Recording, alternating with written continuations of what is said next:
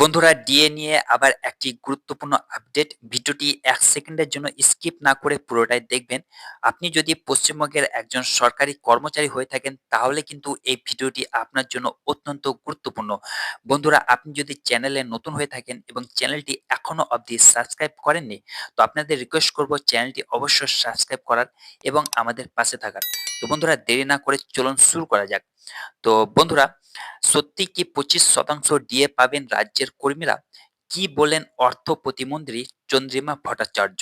চলুন একবার জেনে নেই।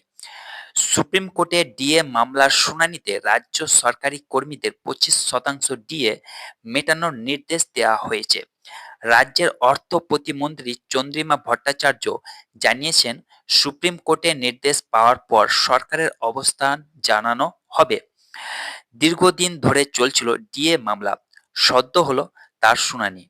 রাজ্য সরকারি কর্মীদের পক্ষে সওয়ালকারী আইনজীবী সুপ্রিম কোর্টে বলেন, মহার্ঘ ভাতা মৌলিক অধিকার নয়, সেটা ঠিকই, কিন্তু মনে রাখতে হবে যে সংবিধানের ৩০৯ নম্বর ধারার ভিত্তিতে রোপা রুল তৈরি করা হয়েছিল, অর্থাৎ এর সাংবিধানিক বৈধতা রয়েছে। এই আবহে রাজ্যের উদ্দেশ্যে 25% ডিএ মেটানো নিয়ে বিচারপতি সঞ্জয় করল বলেন, এরা আপনাদের কর্মী, ফলে অসুবিধার কোনো কারণ নেই। রাজ্য সরকারি কর্মীদের হকের মহার্ঘ ভাতা ডিএ নিয়ে সুপ্রিম কোর্টের রায় নিয়ে চরম উত্তেজনা চলছে রাজ্যে। এবার এই নিয়ে মন্তব্য করেন রাজ্যের অর্থ প্রতিমন্ত্রী চন্দ্রিমা ভট্টাচার্য। তিনি বলেন, ডিএ মামলায় সুপ্রিম কোর্টের নির্দেশ এখনো হাতে পায়নি। পাওয়ার পর যা বলার তাই বলবো। আপাতত সরকার কোনো স্পষ্ট অবস্থান নেয়নি। এদিকে ডিএ মামলার শুনানিতে সুপ্রিম কোর্টে রাজ্যের আইনজীবী অভিষেক মনু সিংভি জানান, এই কয়েকদিনের মধ্যে বকেয়ার মহার্ঘ ভাতার 25% দিতে হলে রাজ্যকে প্রায় 10,000 কোটি টাকা খরচ করতে হবে। এই বিপুল পরিমাণ আর্থিক বোঝার রাজ্যের উপর চাপ পারবে বলে জানান তিনি। আবার বিকাশ রঞ্জন ভট্টাচার্য বলেন, 50% ডিএ দিতে বলেছিল আদালত।